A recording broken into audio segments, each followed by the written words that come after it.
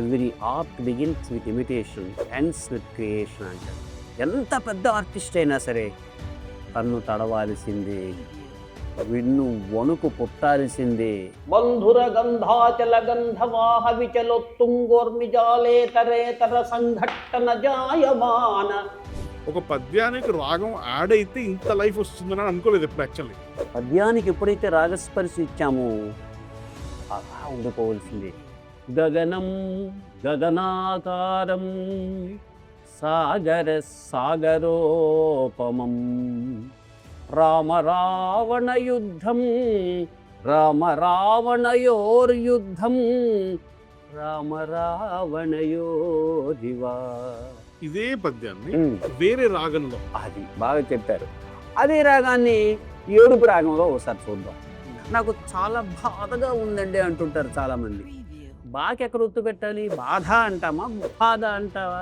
సముద్రాన్ని దాటగలిగే మేధావి కూడా కళ్ళు తడవకుండా జీవితాన్ని దాటలేదు. భాష, భావం, నటన ఒక మంచి నాటకానికి ఈ మూడిట్లో కూడా ముఖ్యమైనది ఏంటి? మొదటగా అహంకారం అనేది ఉంటే సర్వనాశనం అయిపోతాడు, సర్వభ్రష్టుడు అయిపోతాడు. అగ్గిపెట్టి పైకెప్పు భర్త, లోకప్పు భార్య, లోన పొల్లలు వారి పిల్లలు, రగిలే మంటలు ఆకలి మంటలు అన్నాడండి.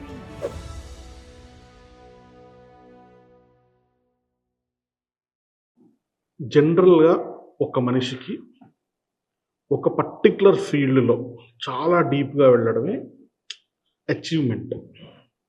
చాలామంది పుడతారు, తింటారు, బతుకుతారు, పోతారు. కానీ మీరు సంగీతం, సాహిత్యం, నాటకం అలా కాకుండా విద్యా బోధన ఇట్లా చాలా డిఫరెంట్ ఫీల్డ్స్లో పతాక స్థాయిని చూశారు. ఇప్పుడు మీరు వెనక్కి తిరిగి చూసుకుంటే అసలు ఇది ఎప్పుడు స్టార్ట్ అయింది, ఎలా స్టార్ట్ అయింది అని మీకు అనిపించినప్పుడు ఏమనుకుంటారు సార్ మామూలుగా? ఇది అనుకోకుండా జరిగినటువంటిది. ఏదో అది చేసేసాం ఇది చేసేసామని కాదు. ప్రారంభం ఎలా అయింది అనేది ఇప్పుడు మీరు చెప్పినట్టుగా వెనక్కి తిరిగి నేను ఆలోచిస్తే నాకు తెలియకుండానే నేను నాటక రంగం వైపు ఆకర్షితున్నయ్యాను. చదువుతున్నప్పుడే 9th 10th క్లాస్ చదువుతున్నప్పుడే నేను నాటక రంగం వైపు నాకు తెలియకుండానే ఆకర్షితున్నయ్యాను. అప్పుడు విద్యార్థి దశ.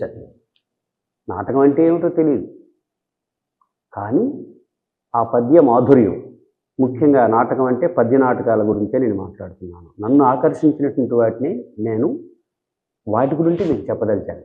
మీరు అడిగిన ప్రశ్న చాలా అద్భుతంగా ఉంది. ఏమిటో తెలియనటువంటి ఆనందం. ఆ పద్యం వింటే తెలియనటువంటి ఆనందం. అర్థమైంది సార్ ఆ ఏజ్లో మీకు? అర్థం కాదు, పద్యం ఎప్పుడూ అర్థం కాదు. ముందు అర్థం కాదు. కంప్యూటర్ తెచ్చుకుంటాం 50,000 ఇచ్చి, నేర్చకుండానే ఇలాగలా నొక్కిస్తే వచ్చేస్తుందని 50,000 ఇచ్చి కొన్నానే కంప్యూటరా, నేను చెప్పినట్టు వినవే అంటే అది వింటుందా? వినదు.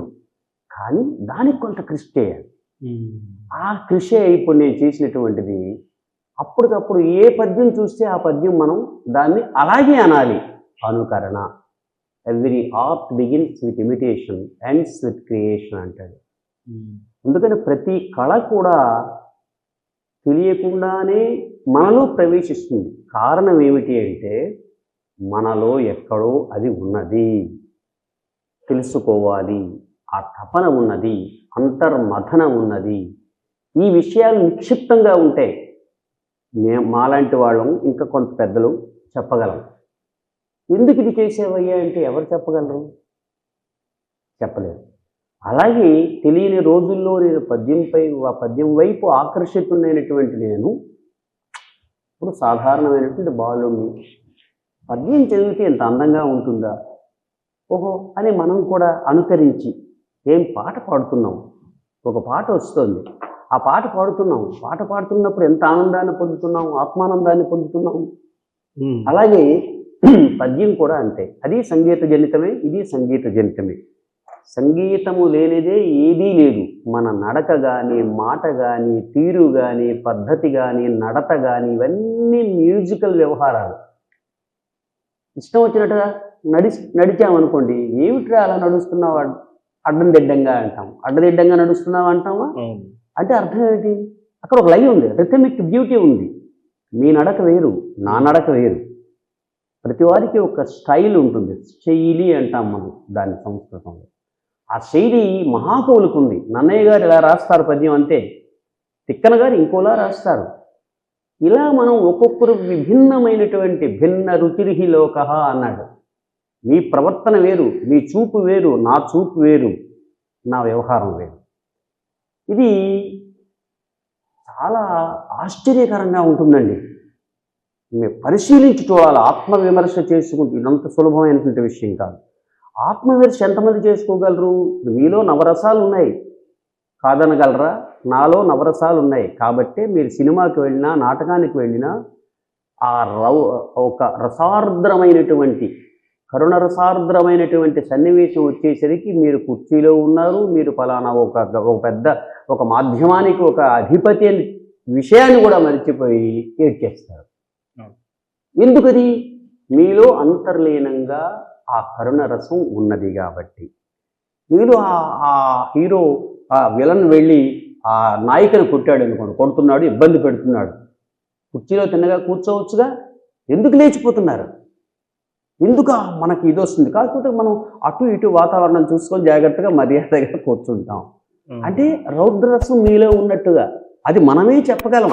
అంటే నాటకానికి సంబంధించినంత వాళ్ళమే చెప్పగలం ఇంత దీనిగా. ప్రతి మనిషిలో కూడా నవరసాలు ఉన్నాయి కాబట్టి అప్పుడు ఉద్బుద్ధం అవుతాయి. ఉద్బుద్ధం అవడం అంటే లాంగ్ అంటే మనలో నుండి బయటకు వచ్చేస్తాయి, తన్నుకొని వచ్చి చుట్టూ ఉన్నటువంటి ప్రాంతం, చుట్టూ ఉన్నటువంటి వాతావరణాన్ని, అరే నువ్వు సినిమాకి వచ్చావురా, నువ్వు పెద్ద హై క్లాస్లో కూర్చున్నావురా అని అనుకోడు వాడు. ఎంత పెద్ద ఆర్టిస్ట్ అయినా సరే కన్ను తడవాల్సిందే, వెన్ను వణుకు పుట్టాల్సిందే.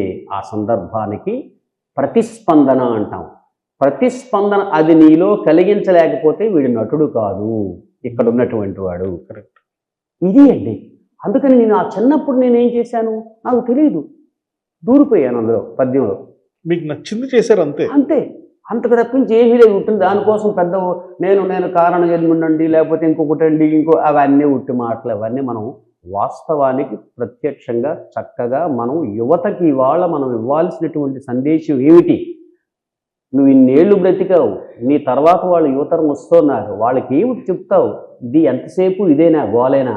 వాళ్ళకి అర్థం కాని పద్ధతిలో మనం చెప్పకూడదు, వాళ్ళకు అర్థమైన పద్ధతిలోనే చెప్పాలి. ఆనాడు వ్యాసుడు భారతం రాశాడు, వాల్మీకి ఇది రాశాడు, రామాయణం రాశాడు. రాముడు ఎలా యుద్ధం చేసుకుంటున్నారా అంటే ఆయన ఒక చిన్న శ్లోకం చెప్పాడు. గగనం గగనాకారం సాగరోపమం రావణ యుద్ధం రావణయోర్యుద్ధం రావణయోరివా. ఇందులో మీకు తెలియని పదం ఏమైనా ఉందా అండి? గగనం గగనాకారం, ఆకాశం ఎలా ఉందిరా అని అడిగితే ఆకాశంలాగే ఉందయ్యా. చూడండి ఎంత గొప్పగా చెప్తున్నాడు. ఇది మనం కాదండి, వాల్మీకి చెప్పినటువంటి శ్లోకం ఇది. రావణ యుద్ధాన్ని ఎలా వర్ణిస్తున్నాడు చూడండి. ఆకాశం ఎలా ఉందిరా, ఆకాశంలాగే ఉందండి. ఎలా పోలికి తెస్తాం మనం? సముద్రాన్ని తెచ్చి చెరువులా ఉందంటామా? అనలేం కదా. ఆకాశంలాగే ఉంది, సముద్రంలాగే ఉంది.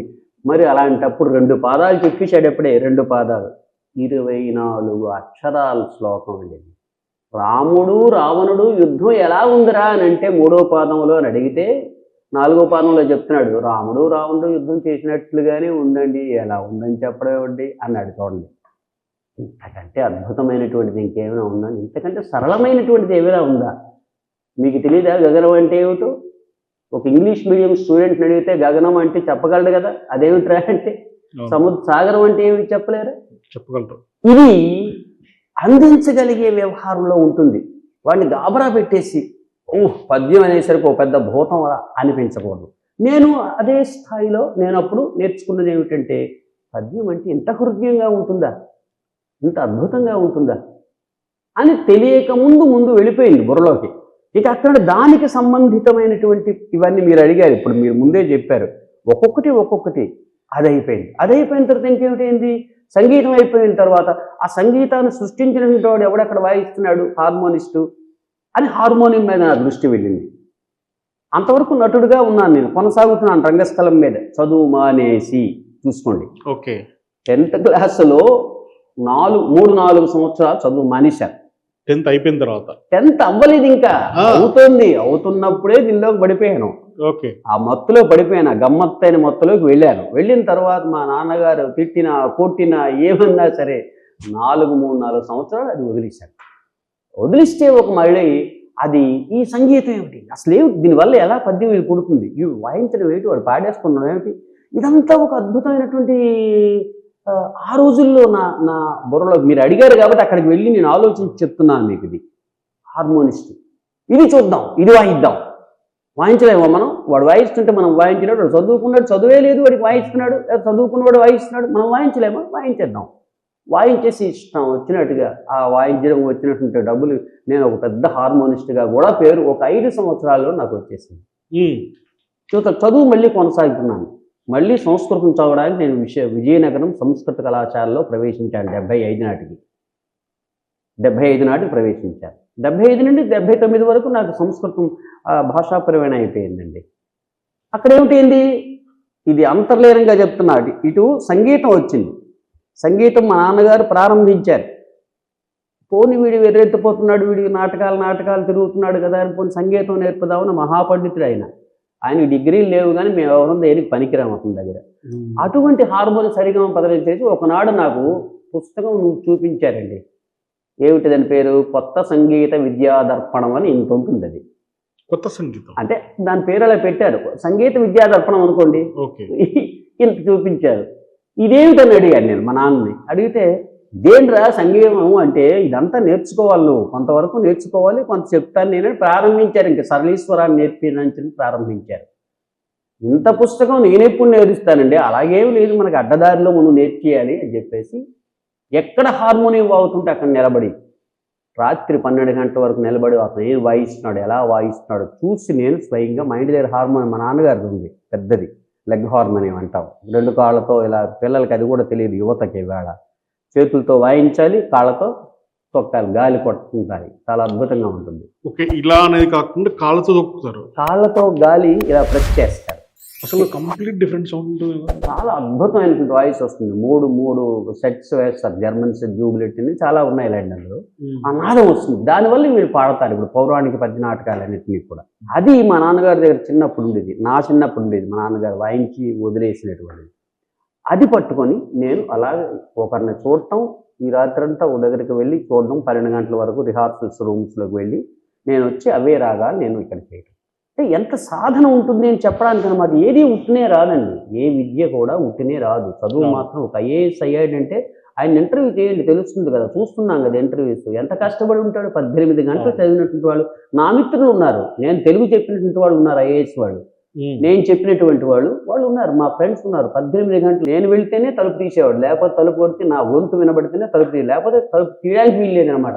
అలాంటి అద్భుతమైనటువంటి ఏదైనా ఒక గొప్పది అలా చేశాను. ఆ తర్వాత నా నాటకాన్ని నేను అందరికీ అర్థమయ్యేటట్టుగా, అహంకారం అనేది సర్వనాశనం అయిపోతాం ఎవరున్నా సరే అని 84 వరకు నేను సంస్కృతంలో, నేను ఆంధ్రంలో చదువుకున్నటువంటి విద్యలో ఉన్నటువంటి దాన్ని పౌరాణిక పద్య నాటకం రాయాలి, మనం ఎందుకు రాయలేమని అక్కడికి వెళ్ళింది రచయితగా వెళ్ళాను. ఇప్పుడు మీరు చెప్పిన అంశాల్లో సంగీతం ఎక్కడ ప్రారంభించిందో చెప్పించారు నా చేత, దాన్ని ఏ విధంగా ఇక్కడికి వచ్చిందో అందులోనే సాహిత్యం ఉంది, పద్యంలోనే సాహిత్యం ఉంది కదా, మరి కీర్తన ఉందంటే సాహిత్యం ఉంది.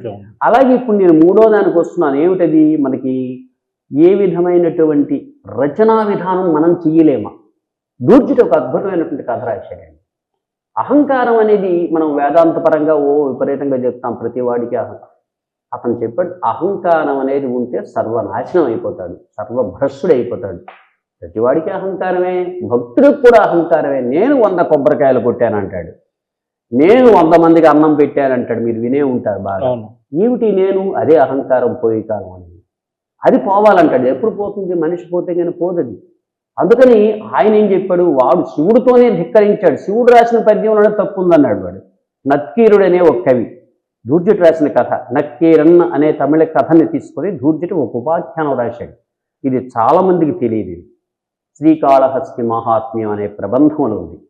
ఆ కథను తీసుకొచ్చి అప్పుడు నాకు 84లో నాకున్నటువంటి రచనా స్థాయిని బట్టి నాటకంగా రాశాను. సుమారు 1500-1600 ప్రదర్శనలు ఇప్పటికి ఇచ్చాం. ఇంకా నా శిష్యులు చేస్తున్నారు. మా తమ్ముడు డైరెక్ట్ చేస్తూ, మా తమ్ముడు మల్లికార్జున స్వామి తను డైరెక్ట్ చేస్తూ తనకు అప్పచెప్పేశారు. నేను మరి 72 వచ్చాయి కదా, మరి ఇంటి దగ్గర ఒప్పుకోవట్లేదు, నాటకాలు గట్ట చేయకండి, తిన్నక కూర్చొని మరి ఎంతగా ఉండండి అని చెప్తున్నారు. సాహిత్య కార్యక్రమానికి ఇదిగో ఇలాంటి కార్యక్రమం, ఇలాంటి వాళ్ళతో మాట్లాడడానికి నన్ను వినియోగించుకుంటాను. నేను భాషకు ఉపయోగపడాలి, యువతకు ఉపయోగపడాలి. మా నవపురాణం అని రాస్తున్నాను ఇప్పుడు. మానవ పురాణం, మా నవ పురాణం. అది నవ అంటే కొత్త పిల్లలకి, కుర్రాళ్ళకి. అది తర్వాత చెప్తాను మీకు. నా దగ్గర ఇంకా ఉన్నటువంటి ఈ నాటకాల్లో ఒక 28 రాశాను మొత్తం. ఈ 3 గంటల సేపు నాటకాలు 28 రాశాను. అంటే ఒక సినిమా ప్రాక్టికల్ గా అంతే. 3 గంటల నాటకం అంటే చెప్పండి మరి సినిమా కదా? మరి సినిమా కన్నా పెద్దది. 3 గంటల నాటకాలు 28 రాస్తే, నాటికలు రాస్తే మొత్తం 120 పుస్తకాలు రాశాను. 125 పుస్తకాలు ఉంటాయి పైన. 3 డాక్టరేట్స్ చేశారంటే దాని స్థాయి మీకు తెలియాలి. 3 యూనివర్సిటీస్ డాక్టరేట్స్ ఇచ్చాయి నా వర్క్స్ మీద. అలాగే 2 ఎంఫిల్ కూడా వాడాను. ఇది దేనికి సంబంధించింది? రచనా విధానానికి సంబంధించినటువంటి ప్రగతి నాది. ఒక మనిషి ఎన్ని చేయొచ్చు? మనం సంగీతం వల్లే బ్రతికేస్తున్నాడు ఒకడు, కేవలం సాహిత్యం దీనిలోనే బ్రతికేస్తున్నాడు ఇంకొకడు. మీరు చెప్పినట్టుగా ఉద్యోగం చేసుకొని నేను లెక్చరర్గా, అంటే ఉపన్యాసకుడుగా, తర్వాత ప్రిన్సిపాల్గా, ప్రధానాచార్యుడిగా, ప్రభుత్వ డిగ్రీ కళాశాలలో ప్రధానాచార్యుడిగా నేను చేసి, నేను నా జీవన వృత్తితోనే ఇంకొకడు జీవితం అయిపోతుంది. ఇవన్నీ ఏకోన్ముఖం చేయడమే నాకు ఆ భగవంతుడనండి, శక్తి అనండి, లేదా నా సాధన అనండి, ఇది నాకు ఇచ్చినటువంటి వరం అండి. ఆనందం. నాకు ఇంతకుముందు ఈ పర్టికులర్ పాడ్కాస్ట్ చేద్దాం అనుకునేటప్పుడు కూడా అవధానం అంటారు కదా, నాకు ఎప్పుడు అనిపించేది అనమాట. శతావధానం, అష్టావధానం, అంతమంది ఒక్కసారి క్వశ్చన్లు అడిగితే అందరికీ కలిపి చెప్పాలి ఆన్సర్లు ఇస్తుంది. ఇప్పుడు మీరు చెప్తుంటే మీరు ఎప్పుడూ కూడా మల్టీ ఫేసెడ్నెస్, అంటే సంగీతం, సాహిత్యం, ఒకవైపు మీ ప్రొఫెషన్ టీచింగ్, ఇంకోవైపు రచన, you are interested in multiple things. ఒకటి కాదు, దీంట్లో ఈ పర్టిక్యులర్ సబ్జెక్ట్ అరౌండ్ ఉన్న అన్ని సబ్జెక్ట్స్ని కూడా నేర్చుకొని దానిలో పతాక స్థాయిని చూడాలి, దాన్ని పూర్తిగా జీర్ణించుకొని దాన్ని ఎంజాయ్ చేయాలి. ఆ ఎంజాయ్ చేస్తూ అదే నాలెడ్జ్ 10 మందికి ఇంకా పంచిపెట్టాలి. ఇప్పుడు నాకున్న క్వశ్చన్ ఏంటంటే, శతావధానం, అష్టావధానం అంటే ఏంటి మామూలుగా? ఇప్పుడు నాకు కొంత తెలుసు, కానీ ప్రేక్షకులకు చూసే వాళ్ళందరికీ తెలియకపోవచ్చు. మీరు దీంట్లో కనిపెట్టిన సంగీత అవధానం అంటే ఏంటి అసలు? బాగుంది. మీరు ఈ అవధానాలు మనకి కొత్త కాదు. తెలుగు వాళ్ళకి 3 ప్రధానమైనటువంటి, ఒకటి అవధానం మనది, హరికథ మనది, పద్యనాటకం మనది. ఇవి ఇతరత్ర లేవని చెప్పను కానీ అక్కడక్కడ రేఖామాత్రంగా ఉండవచ్చుగాక, కానీ ఇది మన ప్రత్యేకతలు. తెలుగువారు అంటే ఈ 3 గొప్పవి. దీనిలో వారు పారమ్యం చూశారంటే చివరికి వెళ్ళిపోయారు. మీరు అన్నట్టు పతాక స్థాయి అన్నారే, మీరు మీ భాషలో అలాగే అందాం, పతాక స్థాయికి వెళ్ళారు. పంచ సహస్ర అవధానం కూడా చేశారు. 5,000 మందికి కూడా చేసినటువంటి వారు ఉన్నారు. మనకి సహస్రావధానం కూడా ఉన్నారు. 1000 మందితో అవధానం చేసినటువంటి వారు ఉన్నారు. శతావధానాలు చాలా మంది ఉన్నారు. అలాగే అష్టావధానాలు కూడా ఉన్నాయి. ఇవేనా? ఇంకా అవధానాలు ఉన్నాయి. అంగుష్టావధానం అని ఈ బొటన వేలుతో చేయగలిగినటువంటి అవధానాలు కొన్ని ఉన్నాయి. నాసికావధానం, ఈ నాసిక కింద నుండి మీదకి ఊపిరి ఎగజవేసేయడంతో అది ఇలా చదువుతుంటుంటాడు. ఇద్దరం కూర్చుంటాం. ఈ నాసికతో మీరు ఇంకెవరో రాసినటువంటి ఆ కాగితాన్ని, ఆ పేపర్ని, కష్టమైనటువంటి పదాలని ఈ నాసిక దీంతో అటు ఇటు అండంతో అది చెప్తాడు. చెప్పేసరికి అతను రాసేస్తాడు అక్కడ. ఇక నేత్రావధానం ఇంకా మరీ కష్టం. కళ్ళ చూపులతోనే అటువంటి ఒకటి ఇటువంటి ఒకటి ఇలాగా ఇవన్నీ కూడా నేత్రావధానం అంటారు. ఇన్ని అవధానాలు ఉంటుండగా నేను సంగీత నవావధానం మొదలుపెట్టా. ఇప్పుడు 2006లో. ఇది బాగా అద్భుతమైనటువంటి, నేను ఊహించలే, ఇంత అవుతుందని ఊహించలేదు. 150 అయిపోయి నిన్న 151, 152 నిన్న చేశాను వెంకటేశ్వర భక్తి ఛానల్కి. అందుకే ఇక్కడికి వచ్చాను. కారణం ఏమిటంటే ఇదేమిటండి, దీని గొప్పతనం ఏమిటండి? ఏమీ లేదు.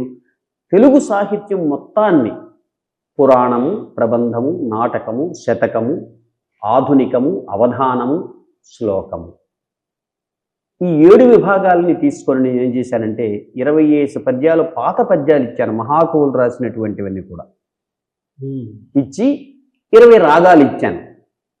అంటే 7 పృచ్ఛకులు అనేసరికి నోరు తిరగటం లేదు. ఇప్పుడు ఈ మధ్యన భాష మీకు తెలుసు కదా, పృచ్ఛకుడు అంటే నోరు పుచ్చకుడు అంటుంటాడు. పుచ్చకుడు అంటే తోక అయిపోతుంది. అందుకని ప్రాశ్నికుడు అని పేరు పెట్టాను దానికి. దీనికి సంగీత నవావధానము అని పేరు పెట్టాను, దానికి ప్రాశ్నికుడు అన్నాను. ప్రశ్నించేవాడినే ప్రాశ్నికుడు అంటాడు. ఒక కొత్త పదం, ఒకటి మంచి హుందాయిన పదం వచ్చింది కదా మనకి, ప్రాశ్నికుడు. ఆ ప్రాశ్నికులు 7 ఉన్నారు. ఒకటి సంధాత 8వ వాడు, 9వ వాడిని నవావధాన్ని నేను. ఇలా కార్యక్రమం వెళుతుంది. అయితే 25 పద్యాలు ఇచ్చాం కదా, పురాణంలో 20 పద్యాలు ఇచ్చాం, అన్ని పురాణాల్లో కలిపా 20 పద్యాలు, అన్ని మొదటి ముక్కలు రాసి ఇచ్చాం. వారు నన్ను ఆ మొదటి ముక్కతో ఆ పద్యం అంతా చదివి నన్ను ప్రశ్నిస్తారు. ఇక్కడ 20 రాగాలు ఇచ్చాం కదా, వారి ఇష్టం వచ్చిన పద్యం ఎంచుకుంటారు. 20 రాగాల్లో వారి ఇష్టం వచ్చిన రాగం ఎంచుకుంటారు. ఈ పద్యాన్ని ఈ రాగంతో మీరు చదవండి అంటారు. అంటే 20 × 20 400, 400 ఫ్యాక్టోరియల్, అన్ని రకాల 2800 విధాలుగా వారు ప్రశ్నిస్తారు నన్ను. దాన్ని అక్కడ శృతి ఉంటుంది. అక్కడ హార్మోనియం అందించడం, వైలన్ అందించడం గట్టా ఉండదు.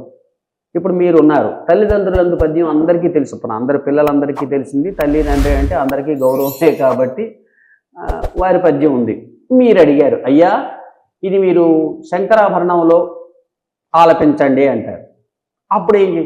తల్లిదండ్రులందు దయలేని పుత్రుండు పుట్టనేమి వాడు గిట్టనేమి, పుట్టలోన చెదలు పుట్టవా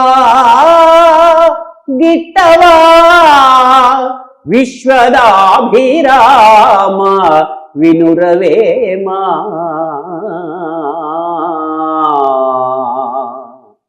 శంకరాభరణం అయిపోయింది. పద్యానికి రాగస్పర్శ తగిలేసరికి ఎంత అందంగా ఉందో చూసారా? తల్లిదండ్రులందు దైరేని పుత్రుండు పుట్టనేమి వాడు గిట్టనేమి, పుట్టలోని చెదలు పుట్టవా గిట్టవా, విశ్వదాభిరామ వినురవేమ అన్న అయిపోతుందిగా. కానీ పద్యానికి ఎప్పుడైతే రాగస్పర్శ ఇచ్చామో అలా ఉండిపోవలసిందే.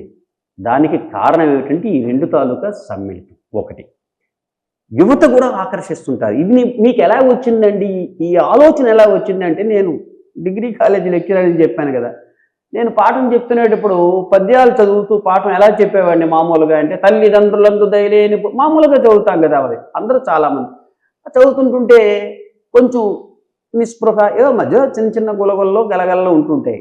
ఒక్కసారి ఈ పద్యం ఇలా అన్నాం అనుకోండి, అనేసరికి మొత్తం అందరూ కూడా అదేమిటైపోతుందో అని చెప్పేసి అందరూ కూడా అలా పడగలు వెతికిబడి అలా ఉండేవారు. ఇది మీరు అన్నట్టుగా ఎప్పుడు పడితే అప్పుడు పాడేవాడిని కాదు. పాడితే ఏమిటవుతుంది, వాళ్ళు పడుకుంటారు, హాయిగా నిద్ర వస్తుంది. అందుకని అప్పుడప్పుడు ఒకసారి నేను చెప్పేవాడిని. ఇది బాగుందని అనుకున్నాను. అప్పుడు సంగీతానికి సాహిత్యాన్ని జోడించి సంగీత నవావధానం అని పెడదామని నేను పెట్టాను. 2800 కాంబినేషన్లో 2 లక్షలు ఇంత ఇది ఒక వైడ్ ఇదనమాట. పెట్టుకొట్టి మీ ఇష్టం వచ్చిన పండితులను కూర్చోబెట్టండి, వారు ఆ పద్యం అడుగుతారు, రాగం అడుగుతారు, వెంటనే నేను చెప్తాను. ఇప్పుడు మా కోసం ఇదే పద్యాన్ని వేరే రాగంలో, అది బాగా చెప్పారు. అదే రాగాన్ని 7 రాగంలో ఒకసారి చూద్దాం. 7 రాగంలో, 7 రాగం అంటే అదేమీ లేదు, శివరంజన్ లాంటిది అనుకోండి. శివరంజన్ రాగం, ఆ రాగమే ఇదే పద్యం. తల్లిదండ్రులందు దయలేని పుత్రుండు పుట్టనేమి వాడు గిట్టనేమి,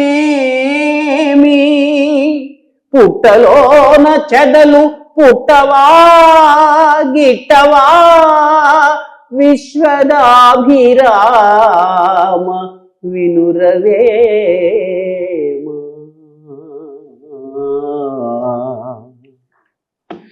చూసారా ఎంత ఎంత తేడా వచ్చేసిందో. అంటే నిజంగా భాష తెలియకపోతే భావం అర్థమవుతుంది. అసలు అది కంప్లీట్గా వేరే, ఇది కంప్లీట్గా వేరే అనుకుంటాం కూడా. భాష అర్థమవుతుంది కాబట్టి, పద్యం ఆల్రెడీ తెలుసు కాబట్టి ఒకటే పద్యానికి అంటే మీరు చెప్తుంటేనే ఇదే స్వీట్గా కూడా చెప్పేయచ్చేమో, ఇదే ఆనందంగా చెప్పొచ్చేమో, ఇదే బాధగా చెప్పొచ్చేమో. మనం చెప్పే విధానానికి ఎక్స్ప్రెషన్ యాడ్ అయితే, నార్మల్గా మాట్లాడే మాటలకి ఎక్స్ప్రెషన్ యాడ్ అయితే దాంట్లో ఎంత లైఫ్ వస్తుందో, ఒక పద్యానికి రాగం యాడ్ అయితే ఇంత లైఫ్ వస్తుందని అనుకోలేదు ఎప్పుడు యాక్చువల్లీ. నిజం కదా, మీరు స్పందించారు, మీ ప్రతిస్పందన అది. నేను ఇది ఎవరి కోసం పెట్టాను అనుకుంటున్నారు ఈ సంగీత నవోదానం? మీకు ఆశ్చర్యకరమైన విషయం, కేవలం యువత కోసమే. Intermediate, degree or engineering degree students వరకే నేను పెట్టాను. 152 ఇవాళకి అయినటువంటి అవధానాల్లో 50 నుండి 60 వరకు ఇంజనీరింగ్ కాలేజ్, డిగ్రీ కాలేజీలో చేశాను. ఫస్ట్ ఇంజనీరింగ్ కాలేజీలో చేస్తుంటే ఆయన CEO అతను వచ్చారు. అతను ఎవరో కాదు, పైడా కృష్ణప్రసాద్ గారు, రోషయ్య గారు అల్లుడు.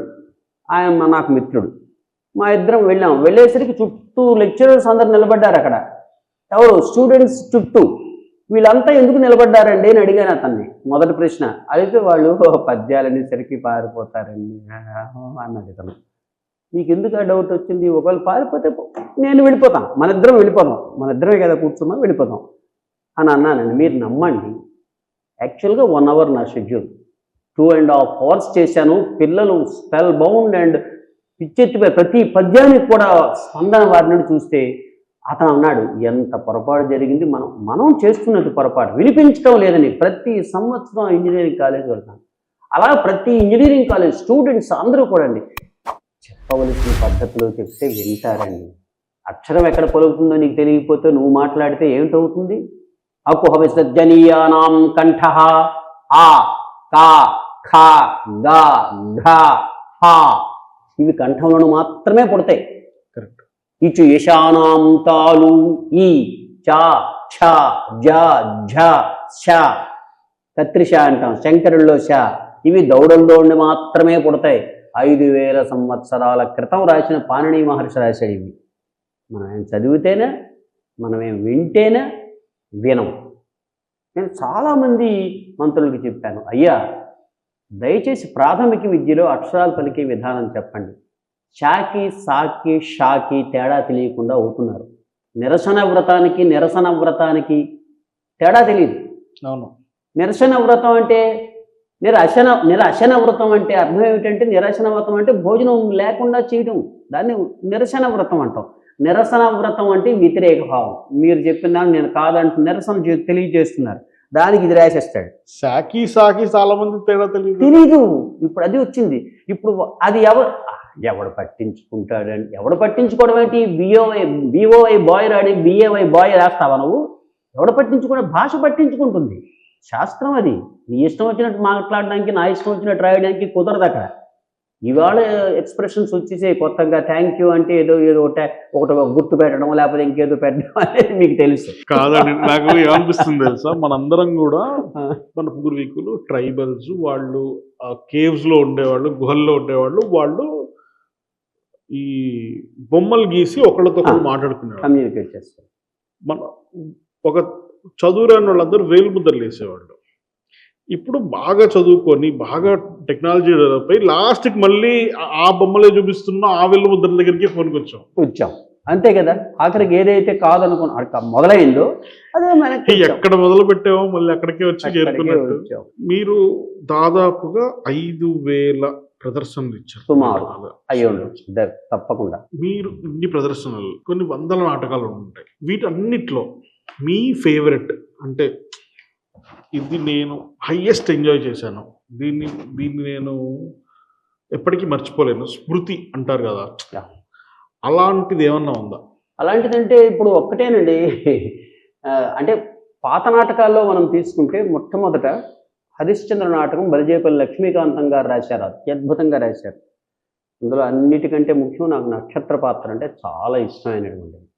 దానికి కారణం ఏమిటంటే చాలా అద్భుతమైనటువంటి నటనా చాతుర్యం ఉంది. ఒక మాటలో దాని గురించి చెప్పలేదు.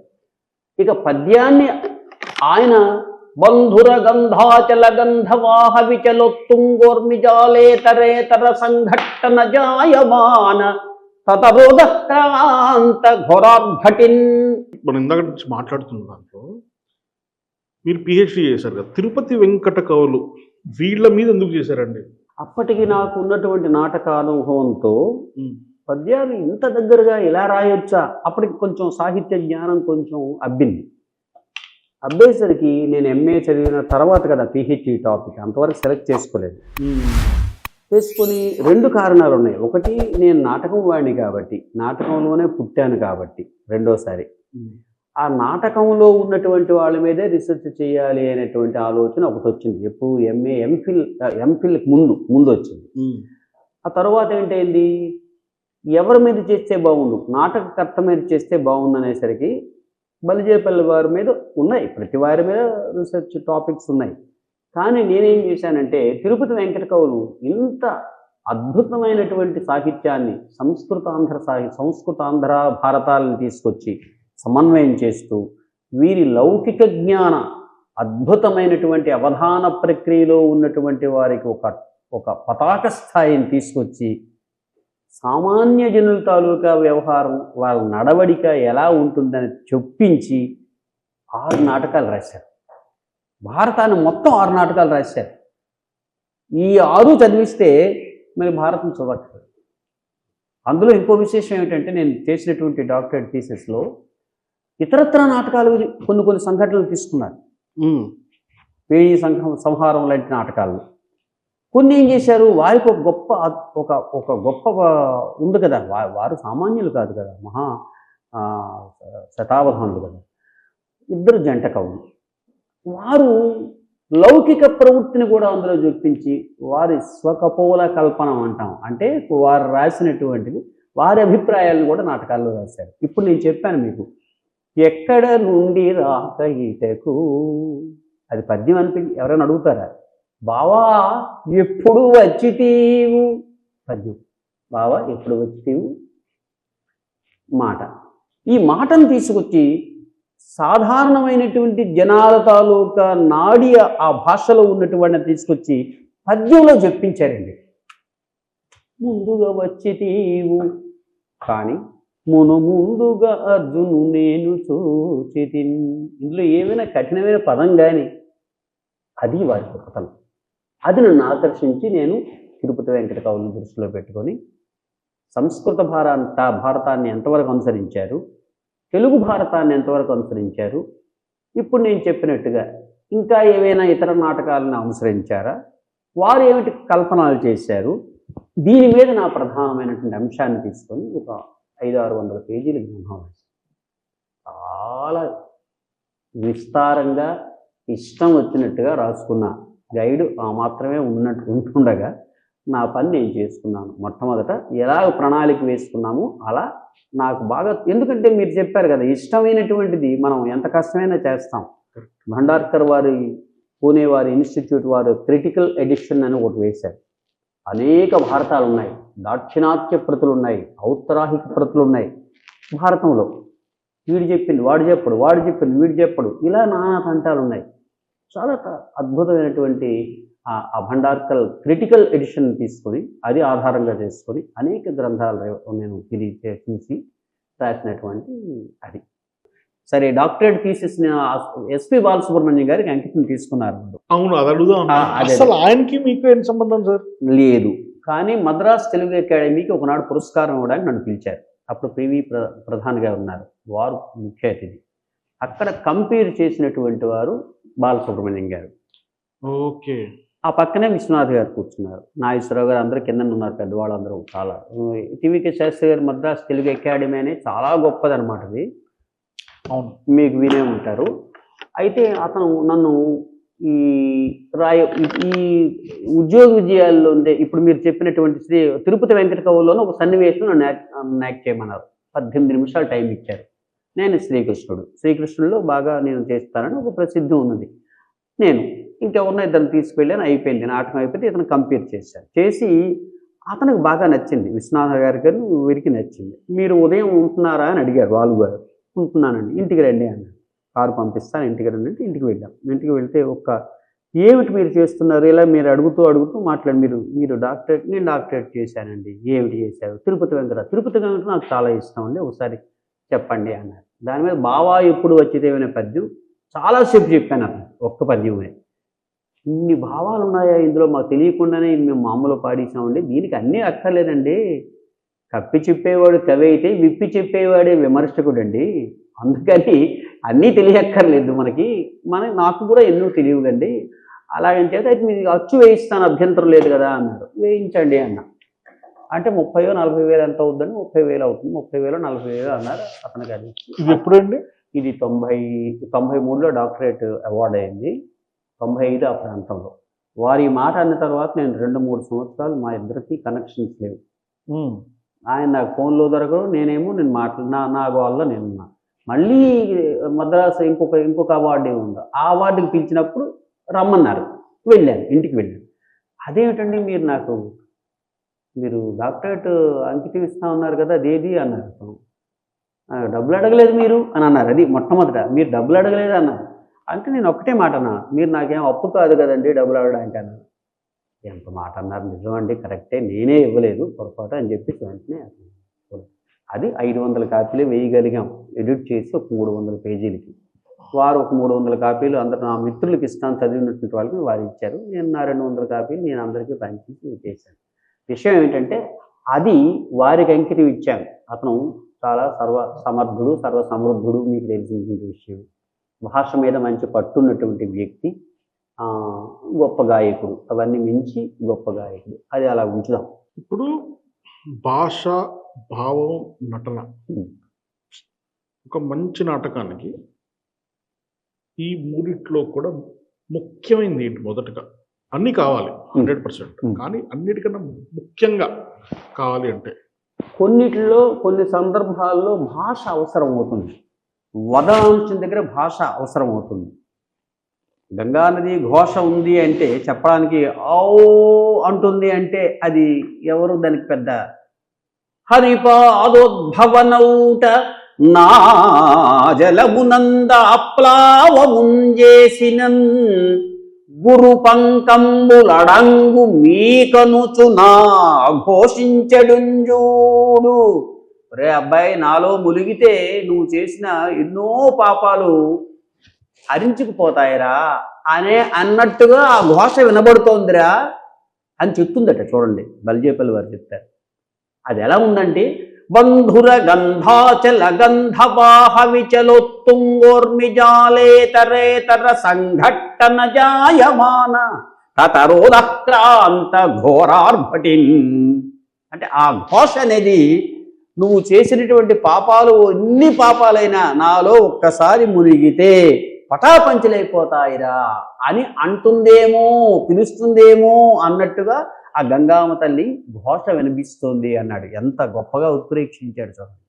ఊహ అంటాం, అద్భుతమైనది. ఇక్కడ భాష కావాలి. ఇక్కడ గంగానది ఘోష పెడుతుంది, మీరందరూ మునగండి అని అన్నాం అనుకోండి, పేలవం అయిపోతుంది. ఆ గంగానదికి ఒక గొప్పదైనటువంటి ఒక అద్భుతమైనటువంటి ఇవ్వాలి. ఇక్కడ భావం లేదా? భావం కూడా ఉంది. అర్థమైనటువంటి వాడికి భావం ఉంటుంది, అర్థం కాని వాడికి ఏంటి భావం ఉంది. భాష ఉన్నది. భాష నుండే వచ్చింది కదా అక్కడ నుండి. ఆ దీర్ఘ సమాస భూయిష్టమైనటువంటి రచన అలా నిలబెట్టేస్తుంది. మనకు అర్థం కాకపోయినా, ఇంతకుముందే మీకు మనవి చేశా, అర్థం కాకపోయినా అలా కళ్ళు అచేతనలు చేసేస్తుంది. ఊరి బాబో ఏమిటి ఈ భాష ఏమిటని. అది ఎప్పుడు వీడు తిన్నగా పలకగలిగితే. ఇప్పుడు ఇదే ఒత్తులు లేని దగ్గర ఒత్తులు పెట్టేసి నాకు చాలా బాధగా ఉందండి అంటుంటారు చాలామంది. బాకి ఎక్కడ ఒత్తు పెట్టాలి? బాధ అంటామా, బాధ అంటావా? ఉండాలి కదా. మరి ఎందుకు అలా పెట్టావు అంటే అంతే, ఇంకంతకంటే మరి ఇంకేం వాళ్ళకి వచ్చిందంతే.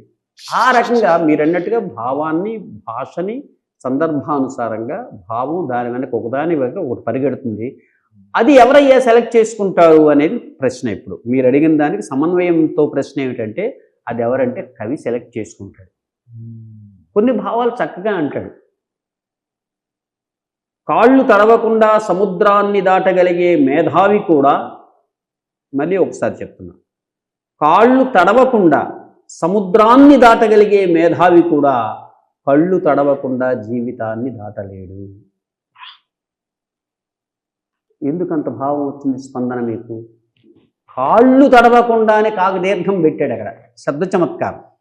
కళ్ళు తడవకుండా కాకదీర్ఘం కట్ చేశాడు. కళ్ళు తడవకుండా జీవితాన్ని దాటలేడు. విశ్వనాథ సత్యనారాయణ గారు ఉదయం అంటారు, ఆ, వానలో తడవనటువంటి వారు ఎవరైనా ఉంటారా ఎక్కడైనా? నేను తడవలేదు అని చెప్పడానికి. అలాగే మా గురువు గారి కవిత్వం బాగులేదు అని కానీ మరి విన్నాం కానీ ఆ పద్యం వినలేదు అనేటువంటి వాడు కూడా తెలుగువాడు ఎవడో ఉండడరా అని చెప్పాడు. ఎంత గొప్పగా చెప్పాడు. అట్లా ఒక్కొక్క కవిత ఒక్కొక్క అద్భుతమైన ఆలోచన అండి. భావం, భాష ఈ మూడు జోడించి ఉంటే, ముప్పేటలా ఉంటే అద్భుతమైనటువంటి చైతన్యాన్ని, చైతన్య దీప్తిని, చైతన్య స్ఫూర్తిని ఎదుటి వాళ్ళలో కలిగిస్తుంది. ఇప్పుడు ఆ గంగానది ఘోష చెప్తే కొంతమంది స్పందించకపోవచ్చు. ఈ సముద్రం ఇప్పుడు చెప్పాం కదా, చిన్న మినీ కవిత చెప్పాం, దీనికి స్పందిస్తావు కదా నువ్వు. అగ్గిపెట్టి పైకెప్పు భర్త, లోకప్పు భార్య, లోన పొల్లలు వారి పిల్లలు, రగిలే మంటలు ఆకలి మంటలు అన్నాడండి. ఎవరికి కావాలండి కావ్యాలు లారీల మీద వస్తే అర్థం కానీ? ఇది భాష. ఇవాళ చెప్పగలగాలి. ఇవాళ నీకు సామాన్య జనుడికి మీరు చెప్పారు, మనం ఇంతకుముందు మాటల్లో అనుకున్నాం, ఇవాళ యువత స్పందించాలి అంటే ఇటువంటి కవితలు మనం చెప్పాలి, వాడికి అర్థమైన భాషలో చెప్పాలి. చెప్పకపోతే ఏమిటవుద్ది? ఇదేదో మనకు సంబంధం కాదనుకొని పారిపోతాడు. అందుకని నాటకం ఒక విశిష్టమైన ప్రక్రియ. ఇందులోకి మళ్ళీ వస్తే ఒక మాట, నేను ఇప్పుడు కూడా నా నాటకాల్లో పిల్లల్ని తీసుకుంటాను, ప్రాధాన్యత ఇస్తాను. భక్త శ్రీయాళ నాటకం, చిరుతొండ నంబి నాటకం రాశా. బంగారునంతో 3 నందులు వచ్చాయి. అందులో చిన్నపిల్లాడు, ఇంత కుర్రాడు, 6-7 సంవత్సరాలు అనుకుంటాను ప్రాయం. వాడికి నంది వచ్చింది.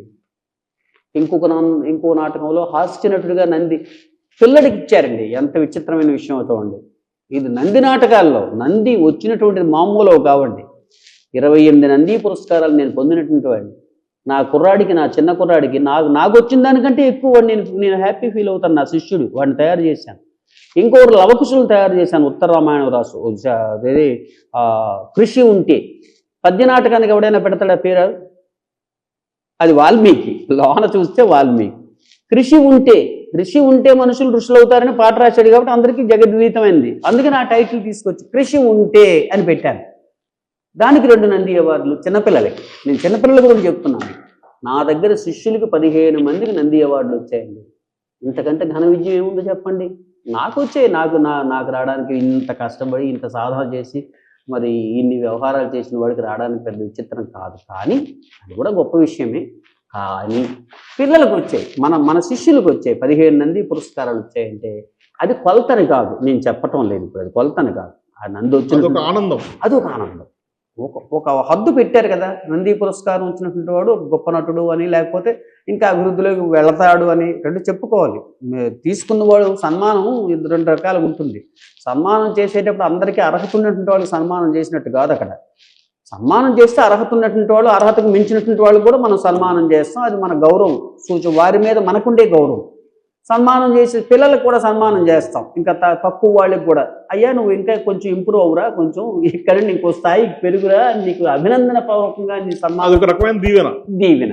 అది అలా తీసుకోవాలి తప్పించి ఓహో నాకు చాలు కప్పించారండి ఆనంద మోహన్ గారు, నేను గొప్ప అయిపోతున్నాను, నేను నాకంటే మరి ఎవరు లేడని అనుకుంటే వెంటనే అక్కడికి ఫుల్ కామా కాదే ఫుల్ స్టాప్. ఇందాక చెప్పారు కదా, ఈగో వచ్చే కొద్దీ కూడా అహంకారం వచ్చే కొద్దీ మనం ఫుల్ స్టాప్ పెట్టుకున్నట్టే. అహంకారం వచ్చిందంటే కామా కాదు, ఫుల్ స్టాప్. మన కామాలు పెట్టుకుంటూ వెళ్ళాలి. ఎస్ ఇది అయింది కదా, ఇంకోటి చూద్దాం అని. ఇది మానవ నైజం అలా ఉండాలి. యువతకు కూడా లేనిపోయిన అహంకారాలు, లేనిపోయినటువంటి డాంబికాలు, అనవసరమైన వాడినేమన్నా చూసి నువ్వు వెర్రెత్తిపోవడం. వాడికి అది ఉంది, నీకు ఇది ఉంది, నువ్వు అది తెచ్చుకోవడానికి ప్రయత్నం చేయి. నీ అంతటా అంతేగాని మా తండ్రి ఇవ్వలేదు, మా నాన్న ఇవ్వలేదు, మా తాత ఇవ్వలేదు అని తాతల మీద తండ్రుల మీద మీరు విరగబడిపోవడం కాదు. నీకు ఏమైనా దమ్ము చావా ఉంటే నువ్వు కూడా ఆ కృషి చెయ్యాలి, ఆ రకంగా కృషి చేయాలి. అంతకంటే గొప్పవాడు అవుతావేమో, తప్పకుండా అవుతావు. ఆ దిశ నీకు ఉండాలి, ఆ తపన నీకు ఉండాలి అనేది నేను అంటుంటాను పిల్లలకి. ఎప్పుడు ఆ దృష్టిలోనే రాస్తుంటాను నేను. ఏది రాసినా సరే యువత, ఇప్పుడు మా నవపురాణం కూడా అందుకనే దృష్టిలోనే చేశాను. చాలామంది ఒక గౌరవం కోసం పిహెచ్డి చేస్తారు. అందరికీ తెలిసిన టాపిక్స్, లేకపోతే ఒక ఉద్యోగం రావాలి, ఒక ప్రొఫెసర్ అవ్వాలి, ఒక హెచ్ఓడి అవ్వాలి, ఇలా పిహెచ్డీ చేస్తారు. మీరు పిహెచ్డీ చేసిన తర్వాత టైంకి అసలు ఇది ఉపయోగపడుతుందా లేదా మీకు తెలియదు నిజానికి. ఈ భావాలను అర్థం చేసుకుంటున్నప్పుడు అరే ఇంత గొప్పగా ఆలోచించారా రాసిన వాళ్ళు, డీప్గా వెళ్ళారు దాంట్లోకి. ఈ ఈ భావాన్ని అర్థం చేసుకుంటున్నప్పుడు, ఈ భాషని సింప్లిఫై చేస్తున్నప్పుడు మీకు ఒక అద్భుతమైన అనుభూతి కలిగిన సందర్భం ఏమైనా ఉందా? చాలా ఉన్నాయండి ఇలాంటివి ఈ సందర్భాల్లో. ఇప్పుడు ఎందుకంటే అందరూ అందరూ అలా రాస్తూ ఉంటే, ఒక ఒరవడిలో రాస్తూ ఉంటే, అది కాదు ఇలా రాండి అని చెప్పి రాయటం అనేది ఏటికి ఎదురెదడం లాంటిది. అది క్లిక్ అవుతుందో లేదో కూడా తెలియదు వారికి. కరెక్ట్. ఈ పద్యం ఏంటి ఇంత పేలవంగా ఉందని. వాళ్ళు మృచ్ఛకటికం అనే సంస్కృత నాటకాన్ని ఆంధ్రీకరించినప్పుడు ఏంటని జరుగుతుంది తెలుసా అండి? వీరు ఆటవెల్దల్లో రాశారు ఎక్కువ. ఎవరు? మృచ్ఛకటికం నాటకం శూద్రకుడు రాశాడు సంస్కృతంలో. చాలా గొప్ప నాటకం అది. ఆ నాటకాన్ని వీరు ఆటవెల్దల్లో రాశారు పద్యాల్లో. ఎవరో కవి అన్నారు. ఏంటన్నారు ఒక సభలో, ఆ కవుల పేరు చెప్పను కానీ వీరికి ఏంటన్నారంటే, తిరుపతి వెంకట కవులు ఆటవెల్దలకు చిక్కిపోయారండి అన్నాడు. ఆటవెల్దులు అంటే మీకు తెలుసు కదా, ఆటవెల్దులు అంటే వేశ్యలు అని అర్థం అనమాట. ఆటవెల్దికి చిక్కుకున్నారండి అని ఒక చొలుక్తిగా ఒక విసిరాడు వాళ్ళ మీద. వీళ్ళు ఎవరిని భరించరు. ఎవరే మాట అంటే ఇష్టం వచ్చినట్టుగా మాట్లాడడం అని ఒప్పుకోరు వాళ్ళు. వెంటనే అతని పేరు ఏమిటంటే చెప్పక తప్పదు. ఇప్పుడు వావిలాల వాసుదేవ శాస్త్రి అతని పేరు. వీరు తిరుపతి వెంకట కవులు. వారు ఏంటన్నారు, వారు ఆటవెల్దికి చిక్కావయ్యా నువ్వు మీ ఇద్దరు అని అన్నారు. అంటే అతను అన్నాడు, మేము ఆటవెల్దికి చిక్కాము సంతోషమేనయ్యా, కానీ నువ్వు ఆటవెల్ది పాదానికి తగులుకున్నావు చూసుకో అన్నారు. వావి లాల వాసు దేవ శాస్త్రి అనే 5 సూర్యగణాలు ఇవి. అంటే ఒక ఆటవెలది పద్యంలో ఒక పాదంలో వాళ్ళు ఉన్నారు. అతని పేరే ఉందది. వావి లాల వాసు దేవ ప్రాసే తీసుకున్నాడు శాస్త్రి. ఆ పేరు గురించి కరెక్ట్గా ఇమిడిపోయింది. అంటే అప్పుడు కదా రావాలి కదా వెంటనే. మేము ఆటవెల్దిని మేము పక్కన ఉంచుకోవడం అనేది మాకు గొప్పే కానీ తక్కువే ఆ రోజుల్లో కదా. మరి నువ్వైతే ఆటవెల్ది పాదానికి తగులుకున్నావు చూడవయ్యా అని వెంటనే సమాధానం చెప్పారు. అంత ఇది కవుల మెప్పటి రూల్స్కు కట్టుబడము అన్నారు. అది చూడండి, రూల్స్కి అనేది మనం వాడం కదా, వారు వాడారు. కవులము ఎప్పటి రూల్స్కు కట్టుబడము అన్నారు. అంటే తేటగీతి పాదంలో ఆ రూల్స్కు అనేసరికి అది కదా, ఎవరు చెప్పినట్టు అన్నీ వింటా కానీ నువ్వు చెప్పినట్టు ఇప్పటి రూల్స్కి మేము కట్టుబడాల్సిన అవసరం లేదు అని రాదు. అంత ధిషణా సంపత్తి ఉన్నటువంటి వారు తిరుపతి వెంకట కవులండి. అటువంటి వారు ఈ పద్యాలను ఏం చేశారంటే శుభ్రంగా అటుండి తిప్పేసి ఈ సందర్భాల అనుగుణంగా భారతాన్ని సామాన్యుడి నోటికి అందేటట్టుగా ఉండాలి అలాగే చేశారు. వ్యాసుడు భారతం ఎవరికి అర్థం కాదనే కదా తిరుపతి వెంకట వీళ్ళెవరు నన్నయ్య తిక్కన ఎర్రాపగడ భారతాన్ని ఆయన రాజరాజనేంద్రుడు రాయించాడు. ఆంధ్రులకి అర్థమయ్యే భాషలో మా తాలూకు గొప్పతనాన్ని చెప్పండి అని నన్నయ్య గారిని అర్థించారు. ఆ తర్వాత తిక్కన గారు, ఆ తర్వాత ఎర్రన్న గారు రాశారు. అది కూడా కష్టమైపోయింది. ఇవాళ పద్యాన్ని దుర్వారోగ్యమ బాహు విక్రమరసాస్తోక ప్రతాపస్ఫురద్గ అని చదువుతాం భారతంలో. అది ఎవరికి అర్థమవుతుందా? కొంత సామాన్య జనులకి అనమాట అర్థం కాదు, పండితులకు అర్థమవుతుంది. అందుకని దాన్ని తీసుకొచ్చి అతి సామాన్యమైనటువంటి భాష, మనం ఇంతకుముందు చెప్పుకున్న పద్యాల్లో ఉన్నటువంటి భాషలో వారు చెప్పడం జరిగింది. అది పండితులకు పామరులకు ఆమోదయోగ్యంగా ఉన్నటువంటి అద్భుతమైనటువంటి భాషను సృష్టించారు తిరుపతి వెంకట కవులు. అందుకే అది రాయడం జరిగింది, నేను ఎంచుకోవడం కూడా జరిగింది. కారణం మీరు చెప్తున్నప్పుడు ఇదంతా ఒక ట్రెడిషనల్ వేలో వెళ్తుంది. సినిమాకి నాగార్జున గారు అండ్ బాలకృష్ణ గారిని కలిపి ఒక సినిమా రాయడానికి ట్రై చేశారు, రాశారు. అది తర్వాత అవ్వలేదు, మెనీ రీజన్స్ అని. అసలు అదెలా అయింది? అది పుండరీకాక్షయ్య గారును, అంటే ఎన్టీ రామారావు గారు భావమరుదులు ఇద్దరు, పుండరీకాక్షయ్య గారును బలరాం గారు. పుండరీకాక్షయ్య గారు అంటే శ్రీకృష్ణ అవతారం తీసిన అతను. మీరు కర్తవ్యంలో విలన్ వేశారు అతను, మీకు తెలిసే ఉంటుంది. వారు చాలా గట్టివారు. రామారావు గారికి కూడా మీరు సలహాలు ఇస్తున్నటువంటి వారు అన్నమాట. వారు నాకు ఒక పరిచయం జరిగింది ఎక్కడో. దాని తర్వాత బలరాం అన్నయ్య పరిచయంతో అన్నయ్య గారే అంటుంటాను వారిని. వారు అన్నారు, కొండవీటి వెంకటకవి ఎన్టీ రామారావు నాగేశ్వరరావు గారి గురించి నరనారాయణ అనే నాటకం సినిమా రాశారు. ఆ సినిమాని బాలకృష్ణతోని నాగార్జున చేత మేము చేయిస్తున్నాము, మీరు రాయండి అన్నారు. మరి అంత వారిద్దరిని దృష్టిలో పెట్టుకుని రాశారంటే దీర్ఘ సమాసాలు రామారావు గారిని దృష్టిలో పెట్టుకొని వారిద్దరిని రాయారు. తర్వాత శ్రీకృష్ణార్జునం విజయం అదే శ్రీకృష్ణార్జున యుద్ధం తర్వాత మరి తీయలేదు వారు. అందుకని వీరితో తీద్దామని వారు అనుకున్నారు. మీరు ఇప్పుడు బాలకృష్ణ రామారావు గారి అబ్బాయి కృష్ణ బాలకృష్ణతోని, నాగేశ్వరరావు గారి అబ్బాయి నాగార్జునతోని వీళ్ళిద్దరితో తెద్దాం అనుకుంటున్నాము, మీరు రాయండి అంటే అప్పుడు ఒక నెల రోజుల పాటు వారికి అక్కడ ఒక కొంత ఇది ఉంది, అంత పెద్ద ల్యాండ్ ఉంది. ఆ ల్యాండ్ ఆ తోటలన్నీ ఉన్నాయి. ఆ తోటల్లో కూర్చొని నన్ను విశాఖపట్నం నుండి రోజు లేదా వారానికి ఒకసారి నన్ను తీసుకువెళ్ళి రాయించుకొని చదివించుకొని మొత్తం అంతా స్క్రిప్ట్ అంతా తయారు చేసాం. తయారు చేసిన తర్వాత ఇంకా వారికి ఇంకా కొన్ని చాలా ఇబ్బందుల వల్ల మరి బాలకృష్ణ గారి దగ్గర తను తీసుకువెళ్ళారు, మాట్లాడాము అన్నీ. అతను ఎంతో సరదాగా పడ్డారు, ఎంతో ముచ్చటపడ్డాడు ఆయన. మరి అది కుదరలేదు. అది స్క్రిప్ట్ మాత్రం మొత్తం అన్ని డైలాగ్స్ అన్నీ రాసే స్క్రిప్ట్ రెడీగా ఉంది వాళ్ళ దగ్గర ఇప్పటికీ. వాళ్ళిద్దరు పెద్దవాళ్ళిద్దరు లేరు కానీ వాళ్ళ అబ్బాయి దగ్గర ఉంది అది. కానీ బాలకృష్ణ గారు మీకు తర్వాత అల్లుడు గారు అయ్యారు, ఎలా అయ్యారు? ఎవరికి? నాకు అల్లుడు గారు అంటారా? నాకు అల్లుడు గారు అవ్వడం అంటే అందరూ ఆశ్చర్యపడతారు. అల్లుడు అంటే కావ్యం రాసిన వాడు కృతికర్త అవుతాడు, కృతి భర్త అవుతాడు, అంకితం తీసుకున్నవాడు. కాబట్టి నేను కావ్యం ఒకటి రాశాను. కావ్యం అంటే ఒక పుస్తకం రాశా, నటజ్యోత్స్న అనే పుస్తకం రాశాను. నటుడు అనేవాడు ఎలా ఉండాలి అనేది అందులో చాలా విపులంగా రాశాను అందరికీ, ఈ నటులందరికీ కూడా. అది అతనికి అంకితం ఇద్దాం అనుకున్నాము. ఈ పుండరీకాక్షి గారు వీళ్ళ ద్వారానే బాలకృష్ణ గారు పరిచయం అయింది. అక్కడి నుండి వారు వస్తానన్నారు. నేను హైదరాబాద్లో మీరు కార్యక్రమం చేస్తే నేను రానండి, మీరు ఇక్కడికి రండి, వైజాగ్ రండి. వైజాగ్ వస్తే మాకు పేరు మీలాంటి వారు వచ్చి అంకితం తీసుకున్నారంటే ఎంవిఎస్ మూర్తి గారు ఉండేవారు అప్పుడు, మహానుభావుడు. ఆయన ఈ కార్యక్రమం అంతా నేను భరిస్తానని చెప్పి వారు తీసుకున్నారు. బాలకృష్ణ గారు మీరు నాకు కప్పు టీ కూడా ఇవ్వక్కర్లేదు, నేనే అన్ని పెట్టుకొని వస్తానని చెప్పి వారు సహృదయంతో అనడం, రావటం, ఇక్కడ అద్భుతంగా జరగడం జరిగింది. దాని పేరు నటజ్యోత్స్న. అది 1000 కాపీలు వేయిస్తే 1000 కాపీలు అయిపోయాయి. పత్రికా విలేకరులు కూడా తీసుకున్నారు.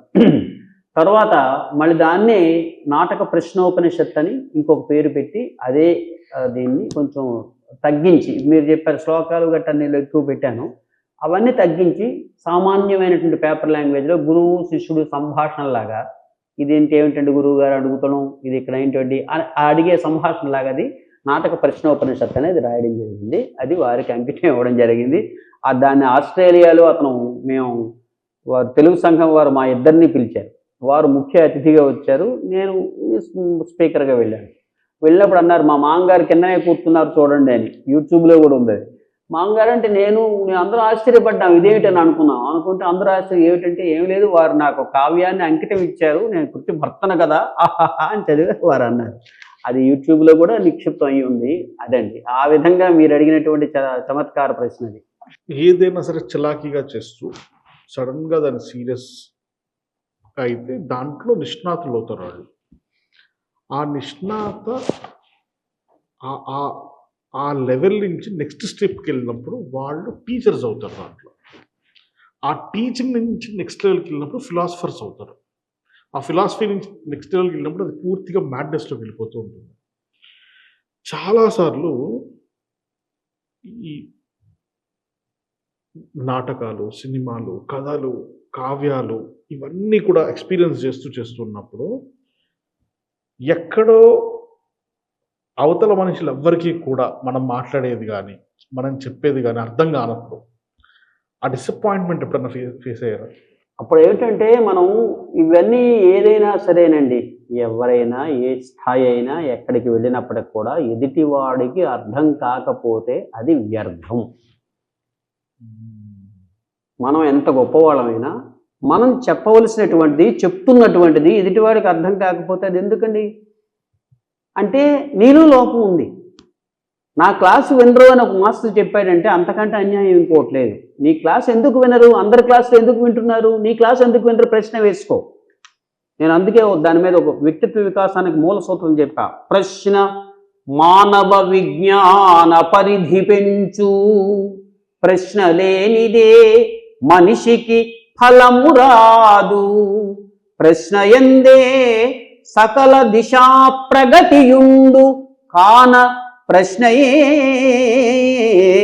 వ్యక్తి వికాసమౌను. నువ్వు ప్రశ్నించుకో. 10 మంది అధ్యాపకులు ఉంటే అందులో నువ్వు వెళ్ళేసరికి క్లాస్లో పారిపోతున్నారు ఏమిటి? అందరూ వెళితే ఒక మాస్టర్ని చూసేసరికి సరదా పడిపోతారు, మాస్టర్ గారిని పరిగెడుతుంటారు పిల్లలందరూ కూడా. ఎందుకు? నీవు చూసేసరికి పారిపోతున్నారు ఎందుకు? ఇది నువ్వు ప్రశ్న వేసుకో. ఈ ప్రశ్న అన్నిటిలో ఉండాలి. మాధ్యమంలో మాట్లాడదాం, మాధ్యమంతో మాట్లాడదాం, మీ ఛానల్ మాధ్యమాలతో మాట్లాడదాం కదా. మాధ్యమం మధ్యస్థం ఇటు పాలకులకు ప్రజలకు. ఇక్కడ తప్పులు చెప్తారు మీరు, ఇక్కడ తప్పులు చెప్తారు, ఇక్కడ ఒప్పులు చెప్తారు, ఇక్కడ ఒప్పులు చెప్తారు. మీరు మధ్యస్థం. మాధ్యమం చాలా అద్భుతమైనటువంటి శక్తి కలిగినటువంటిది. మాధ్యమం ద్వారా మాట్లాడదాం. ఏదైనా మాధ్యమం ద్వారా మాట్లాడితే ప్రామాణికత ఏర్పడుతుంది. గాలిలో వెళ్ళదు, అది గాలిలోనే వెళ్ళి గాఢంగా అల్లుకుంటుంది. గాఢంగా అల్లుకోవడమే కాదు, అద్భుతమైనటువంటి శక్తిని కావలసినటువంటి వాళ్ళకి అందిస్తుంది అనే విషయాన్ని ప్రశ్న అనేది ముఖ్యంగా ఉండాలి. నువ్వు చెప్పలేకపోతే వాడి తప్పు కాదు. నేను ఇంత గొప్ప ప్రొఫెసర్ని అంటే కాదు విషయం, నువ్వు అక్కడికి వెళ్ళాలి. అందుకే కాళిదాసు ఒక మాట అన్నాడు మీరు అడిగిన దానికే, ఆపరితోషాద్విదుషాం నసాధుమన్యే. నాటకం ఎప్పుడు గొప్పగా ఉందయ్యా, నీకు నువ్వు డైరెక్ట్ చేసి ఇస్తే గొప్ప అయిపోతే కాదు. ఆర్ సినిమా నీకు నువ్వు గొప్పగా నటుడుగా గొప్పగా అయిపోతే కాదు. ఆపరితోషాద్విదుషాం. అక్కడ పారిషత్తులు అంటే పారిషదులు అంటే ఎవరు? ప్రేక్షకులు బ్రహ్మాండంగా ఉందయ్యా అని అంటే అప్పుడు నువ్వు గొప్పవ్వాలి. అది నాటకం అంటే, అది సినిమా అంటే, అది నటన అంటే. ఆయన అప్పుడే చెప్పేశాడు. అందుకని నేనెంత గొప్పవాడిని, నువ్వు అర్థం కాకపోతే నీకు నా స్థాయి అర్థం కాదు అంటే నీ స్థాయి అర్థం కాదు. నా స్థాయికి దిగాలి మనం. చిన్నపిల్లలకి అల్పుడప్పుడు పలుకు పద్యం చెప్తానండి, నేను ఒకలా చెప్తా. ఎంఏ వాడికి చెప్తాను, ఒకలా చెప్తా. ఏది పెద్ద పండిత సభ పెట్టనండి, అప్పుడు ఇంకోలా చెప్తా. 3 వేమనే, 3 అల్పుడప్పుడు పద్యమే. ఎందుకు? నీలో ఉండాలి, ఆ స్థాయి నీలో ఉంచుకోవాలి, మనం పెంచుకోవాలి. ఇదండి అసలు విషయం. నాకు మీరు మాట్లాడుతుంటే కూడా ఒక సినిమాలో కోట శ్రీనివాసరావు గారు చెప్తారు, కళ అది నిద్రలో వచ్చేది, కళ ఇది నిద్ర లేపేది. చాలా మంది ఈ మూమెంట్లో నేను ఇన్స్టాగ్రాములు, యూట్యూబ్ షార్ట్స్, రీల్స్ వీటన్నిటిలో కూడా కొట్టుకుపోతూ ఒక నిజమైన ఆర్ట్ని ఎంజాయ్ చేయడం, మనస్ఫూర్తిగా కదిలిపోవడం, ఆహ్లాదించడం, ఆనందపడడం, బాధపడడం, ఉక్రోషం రావడం, కోపం రావడం, ఎందుకు ఇలా ఉంది అని ప్రశ్నించాలని అనుకోవడం, ఇవన్నిటిని కూడా చాలామంది చూడలేకపోతున్నారు, ఎంజాయ్ చేయలేకపోతున్నారు. ఇది ఎంత చదువుకున్నా ఏం చేసినా కూడా ఆర్ట్ అనేదాన్ని అర్థం చేసుకోలేనప్పుడు వాడి జీవితం అంతా కూడా అలా ప్లెయిన్గా వెళ్ళిపోతూ ఉంటుంది తప్ప వాడికి లోపల నుంచి ఒక స్మృతి రాదు. ఏది వాడికి గుర్తు స్పందన రాదు. వాడు చెట్టు ఒకటే, చెట్టు ఇంకా మంచిగా గాలన్న ఇస్తుంది కానీ వాడి దగ్గర నుంచి అది కూడా రాదు, ఆ స్పందన ఉండదు. ఇప్పుడు ఎవరైనా కానీ ఒక ఆర్ట్ని ఎంజాయ్ చేయాలనుకుంటే నేర్చుకోకపోవడం సెకండరీ, ఎక్కడ మొదలు పెట్టాలని మీరు అనుకుంటారు? ప్రేక్షకుడు ఇంతకు ముందు ఏ అనుభవం లేకుండా వచ్చి కూర్చున్నటువంటి వాడిలో రసాలు లేకపోతే నీరస హృదయుడైతే కాష్టము అంటే కుర్చీలతో బెంచీలతో సమానము. కాష్ట కుడ్య 4 గోడలతో సమానము. అశ్మ ఇంకా వాడికి దృగ్ధ తీరలేదు. అశ్మ సన్నిభాహ అన్నాడు, రాళ్లతో సమానం అండి అన్నాడు. చూడండి ఎంత గొప్పగా చెప్పాడు. అన్నిటికీ చెప్పారండి. మీరు ఎన్ని ప్రశ్నలు వేయండి, అన్ని ప్రశ్నలకు కూడా సమాధానాలు వాళ్ళు చాలా స్పష్టంగా చెప్పారు. కాకపోతే మనకి అవి అందటం లేదు. ఇప్పుడు ప్రేక్షకుడికి మనం ఏమనుకుంటాం, వెళ్ళి కూర్చున్నంత మాత్రం చేత వాడికి ఏమి రస స్పందన కలగాలని ఏమీ అవసరం లేదు. వాడికి ఉండదు. వాడు ఇంకేదో ఆలోచిస్తుంటాడు, ఇక్కడే చూస్తుంటాడు, సెల్ ఫోన్ తీసుకుంటాడు, తాడుతున్నాడు. నువ్వు నాటకం కూర్చున్నట్టు నాటకం చూడాలి కదా, పక్కన వాడితో మాట్లాడుకుంటుంటాడు. ఇది హృదయ స్పందన ఎప్పుడు వస్తుంది? నువ్వు ఇన్వాల్వ్ అయితే కదా, అందులో వాడు ఏం చేస్తున్నాడో నువ్వు చూస్తే కదా నువ్వు స్పందించడానికి. నీకు స్పందనే లేదు, నీకు చూడాలనే లేదు. అందుకని ఇప్పుడు మీరు చెప్పినటువంటి వాళ్ళందరూ కూడా నిర్వాసనాస్తు అన్నారు. నీరస హృదయులు వారు, సహృదయత లేని వాళ్ళు అని చెప్పచ్చు. వారే చెప్పారు, మనం చెప్పింది ఏం కాదు. అదొకసారి మీకు గుర్తు చేస్తున్నాను అంతే, అంతకంటే ఆఖరిగా మీరు ఇంత సాధించారు, ఎన్నో పురస్కారాలు, 28 నంది అవార్డులు. నాకు తెలిసి నేను ఎప్పుడు వినలేదు కూడా వేరే ఎవరికైనా వచ్చాను. ఇన్ని వివిధ రకాలైన ఫీల్డ్స్లో ఇంత పీక్ను చూశారు. ఇంత చూసిన తర్వాత మీకు వారసులు ఎవరన్నా ఉంటే ఎవరని చెప్తారు ఈ మూమెంట్లో? వారసులంటే నాటకంలో ఉండి మీరేదో మొదట అన్నారు, మీరేదో ఇన్ని సాధించారండి. సాధించింది ఏమీ లేదండి, ఇంకా కిందనే ఉన్నాం, కింద మెట్టు దగ్గరే ఉన్నాం, అది మాత్రం నిజం.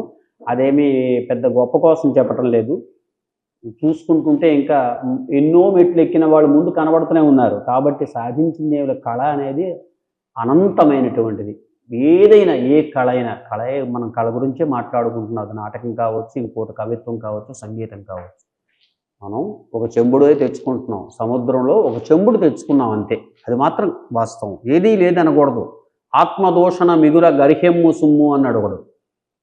ఎదుటివాడిని మనం పొగుడుకోవడం ఎంత తప్పో మనం నిందించుకోవడం తక్కువ చేసుకోవడం కూడా తప్పే అండి. అందుకని ఆత్మదోషణ కాదు. కాబట్టి ఎంతో సాధించాం మీరు చెప్పినట్టుగా. ఆ సాధించింది ఎంతరా అంటే సముద్రంలో ఒక చెంబుడు నీళ్ళు తెచ్చుకున్నాం. బిందుడు తెచ్చుకోగలిగితే బిందుడు తెచ్చుకున్న వాళ్ళు ఉన్నారు. ఇది ఇలా ఉంచితే ఇక మీరు రెండో విషయం అన్నారు, వారసులు అన్నారు. వారసులు అంటే మొదటి నుండి నేను నాటక జీవనయానం ప్రారంభించిన దగ్గర నుండి నాకు వచ్చిందంతా పక్కవాడికి చెప్పేయడమే, దాచుకోకుండా. నాకు ఏది వస్తే అది చెప్పేస్తుంటుంది. దానివల్ల రెండు ప్రయోజనాలు, వస్తే వాడికి వస్తుంది, రాకపోతే వాడు అక్కడ ఉంటాడు. నాకు ప్రయోజనం ఏమిటంటే నేను మర్చిపోకుండా ఉండడానికి తగినటువంటి ఆస్కారం ఉంటుంది.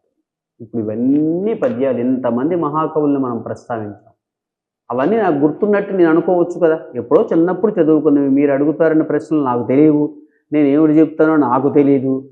చెప్పించాడు. ఎందుకంటే ఇంత గతస్మృతులు ఉన్నటువంటి దానికి కారణం ఎవరయ్యా అంటే, ఇంతవరకు నేను చెప్పినటువంటి అనేక మంది శిష్యులు కావచ్చు, నా నుండి లబ్ధి పొందినటువంటి విషయాన్ని నాటక లబ్ధిని పొందినటువంటి వారు, నాకున్నటువంటి పరిమిత పరిజ్ఞానంతో ఉన్నటువంటి వారికి చెప్పినటువంటి విషయం చెప్పడం వల్ల వారు లబ్ధి పొందినటువంటి వాళ్ళు, చాలా నంది పురస్కారాలు పొందినటువంటి వాళ్ళు ఉన్నారు. మరి అందరూ ఉన్నారు. ఎందరో ఇక మరి నటులందరినీ తయారు చేశాము, చేస్తూనే ఉన్నాం. ఇంకా అది ఆగని ప్రయాణం వెళుతుంటున్నది. అది ఎంతవరకు ఉంటే అంతవరకు వెళుతుంది. అందుకనే నేను చెప్పాను, కుడి కన్ను నాటకం, ఎడం కన్ను సాహిత్యం, నా బొట్టు నా సంస్కృతి. అందుకని గాత్రం ఆనంద సంధాన పాత్రమగును అని చెప్పాను. అందుకని అలాగా ధ్యానం వెళుతోందండి. చాలా సంతోషం. ఎదుటి వాళ్ళని సంతోషపెడుతూ యువతను ఇందులోకి నాటకం వైపు కానీ సాహిత్యం వైపు కానీ తీసుకురావడమే జీవన ఆశయం కూడాను. అంతే తప్పించి ఇప్పుడు ఇంకా ఏమి కొత్తగా ఏమంటే, ఏవైనా వస్తే సంతోషం, నమస్కారం చేస్తాం, స్వీకరిస్తాం, అంతే. ఏది వచ్చినా సంతోషమే. కానీ ఈ విధంగా చాలా పురస్కారాలు వచ్చాయి, ఇంకా పురస్కారాలు వస్తున్నాయి. అందుకని అది కృషికి ఫలితం అనుకుంటాం, అలాగే దైవానుగ్రహం అనుకుంటాం, చుట్టూ ఉన్నటువంటి వారి తాలూకా అభిమానం అనుకుంటాం, ప్రేమ అనుకుంటాం. ఇంతే తప్పించి గొప్పతనం ఏమి ఉండదు. కృషి చేస్తూ పోవటమే. మనిషి ఎవరైనా, నేనే కాదు, ఎవరైనా సరే, ముఖ్యంగా కళాకారులు ఎవరిని నిందించాల్సిన అవసరం లేదు. వారి ప్రత్యేకత వారికి ఉంటుంది, నా ప్రత్యేకత నాకు ఉంటుంది. మేగడ ప్రత్యేకత మేగడదే, బేగడ ప్రత్యేకత బేగడదే. అందుకని ఈ విధంగా వెళ్తున్నానండి. 24 పాదాలతో అల్లసాని వారి పద్యాన్ని ఒక్కసారి మాకు పంపించండి. చాలా సంతోషం. అది పెద్దనగారు ఆశువుగా చెప్పినటువంటి పద్యం అండి. గండపెండేర సత్కారం చేస్తానయ్యా అని శ్రీకృష్ణదేవరాయలు వారు సభలో అడిగితే, అడగడం కూడా ప్రశ్న కూడా పద్యంలోనే. వారికి మనలాగా ఏం కాదు కదా. అతను అడగడమే, ముద్దుగా గండపెండియరమున్ గొనుడంచు బహూకరింపగా ఒద్దిక నా కొసంగుమని ఒక్కరు కోరగలేరు వేరకో అని అడిగారు అష్టదిగ్గజ కవుల్ని ఉద్దేశించి. అడిగితే అందరూ ముఖాలు చూసుకున్నారు, ఒకరి ముఖం ఒకరు చూసుకున్నారు. ఎవరు ముందు వెళ్ళాలి? ఆశువుగా చెప్పాలి. ప్రశ్న ఏమిటి? సంస్కృతంలో ఎలా ఉండాలి కవిత్వం, తెలుగులో ఎలా ఉండాలి కవిత్వం? ఇది ప్రశ్న. ఆశువుగా చెప్పాలి, అప్పటికప్పుడు చెప్పాలి. అందరూ ఒక గండపెండారు. రాయలవారు స్వయాన వేస్తానని రాయలవారే ప్రకటించారు.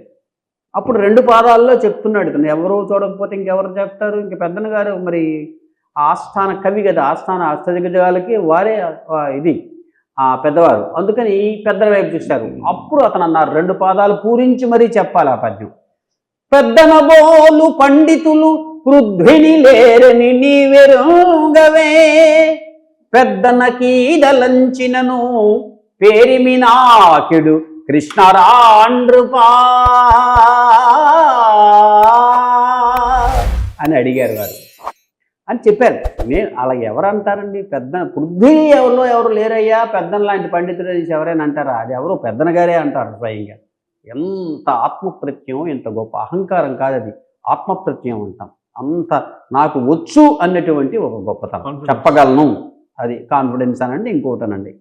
సరే, అప్పుడు చెప్తున్నారు, పూత మెరుంగులు పసరు పూపబెడంగులు చూపునట్టివా కైతలు జగ్గు నిగ్గునెనగావలె గమ్మున గమ్మనన్వలెన్ సొగసు కోర్కులు రావలె నాలకించినన్ పూత మెరుంగులున్ పసరు పూపబెడంగులు చూపునట్టివా కైతలు జగ్గు నిగ్గునెనగావలె గమ్మున గమ్మనన్వలెన్ రాతిరియున్పవల్ మరపురాని హుయల్ చెలియార జంపు నిర్దాతరి తీపులంబలను తారసిలన్ వలెలోదలంచినన్ ప్రాతిగ బైకు నన్వలను బైదది కుత్తుకలోని పల్లటి కూతల నన్వనన్ సొగసు కోర్కులు రావలె నాలకించినన్ చేతి కొలంది కౌగిటను చేర్చిన కన్నియ చిన్ని పొన్ని మేల్మూతల చందో ఇవలె ముచ్చటగా వలె పట్టి చూచినన్ దాతడన్న మిన్నుల మిటారప ముద్దుల గుమ్మ కమ్మ నవ్వాతెర దొండ పండు వలె వాచెవిగా వలె పంటను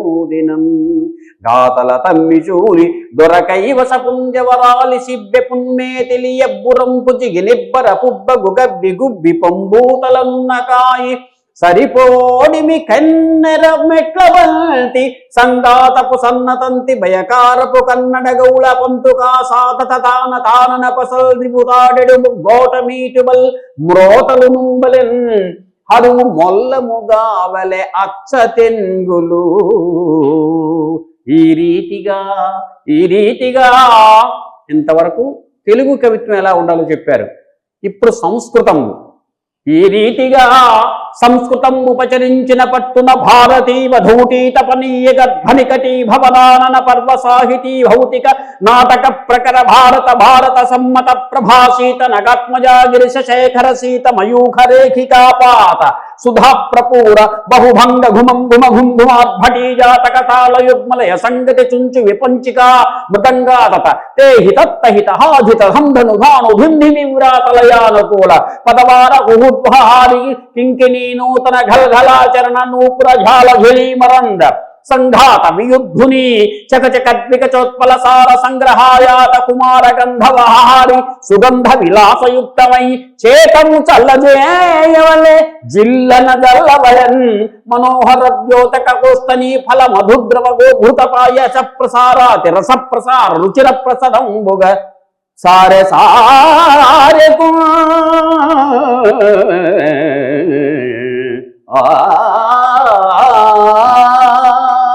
అని చదివాడు.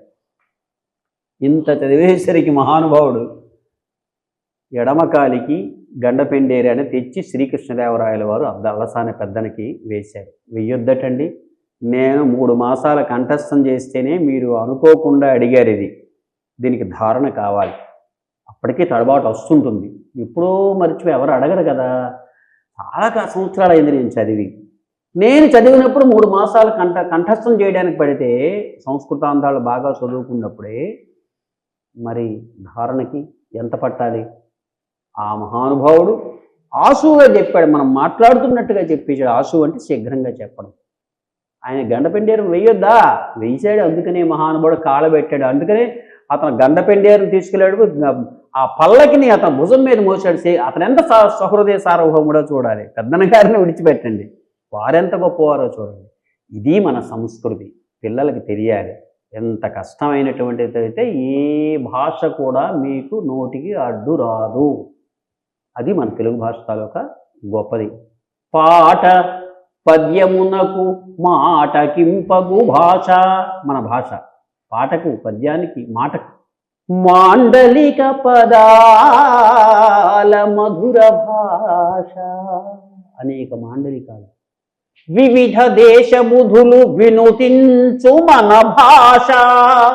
విశ్వభాష తెలుగు, వివిధ దేశములంటే ఇటు సుందరంగా పిల్లయ్య గారు వారు తెలుగు భాష టైందని అన్నాడు, ఇటాలియన్ ది ఈస్ట్ అన్నాడు ఆయన, ఎవరెవరు అందరూ కూడా అన్నారు. అందుకే విశ్వభాష తెలుగు విజ్ఞులారా అని మన భాషామ తల్లికి ఒక్కసారి నమస్కారం చేస్తూ చాలా సంతోషం అండి. ఆఖరిగా ఆ, మా కోసం మీకు నచ్చిన పద్యం. పాలమీగడ కన్న పాయసాన్నము కన్న తీయనైనది మన తెలుగు భాష, పంచదారల కన్న పనస కొనల కన్న తీయనైనది మన తెలుగు భాష, జుంటె తేనెల కన్నా జున్ను ముక్కల కన్న తీయనైనది మన తెలుగు భాష, తీయ మామిడి కన్నా తీపులన్నిటికన్నా తీయనైనది మన తెలుగు భాష.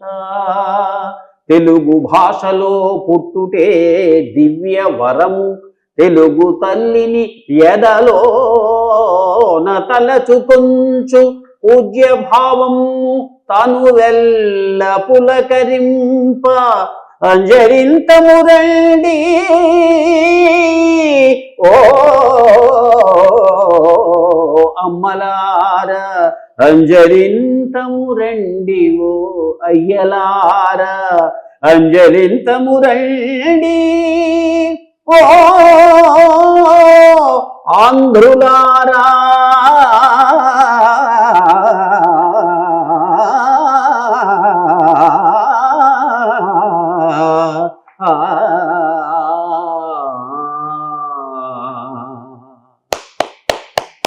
ఈ పద్యం అందరికీ అర్థమవుతుంది కదా, యువతకి అందరికీ. Super sir, super. ధన్యవాదాలు, ధన్యవాదాలు. Thank you, చాలా sir. సంతోషం ఆనందం. మా స్టూడియోకి వచ్చి మా కోసం ఇంత ఓపిక్గా ఇంత డీప్గా అయ్యి. ఆర్ట్ గురించి కానీ, సంగీతం గురించి కానీ, సాహిత్యం గురించి కానీ, పద్యం గురించి కానీ చెప్పినందుకు చాలా ధన్యవాదాలు. ధన్యవాదాలు.